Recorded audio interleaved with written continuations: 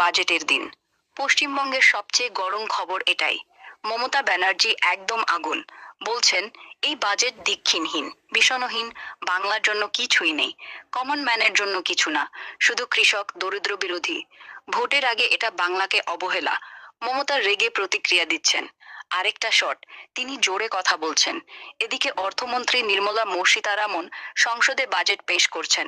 বাংলার জন্য কিছু ইনফ্রাস্ট্রাকচারের ঘোষণা আছে বলে খবর, কিন্তু মমতা বলছেন কিছুই না, দিচ্ছেন। আরেকটা, আবহাওয়া।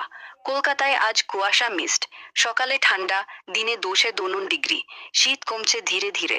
আর কি বড় ফোকাস, যুবক যুবতী, কৃষক সংখ্যক, মহিলা আর মধ্যবিত্তদের উপর। কৃষকদের জন্য উচ্চ মূল্যের ফসল, নারকেল, চন্দন, আখরোট, এর জন্য বিশেষ প্রোগ্রাম। আয় বাড়ানোর জন্য মাল্টিলিঙ্গুয়াল এআই টুল দিয়ে ফার্ম অ্যাডভাইজারি,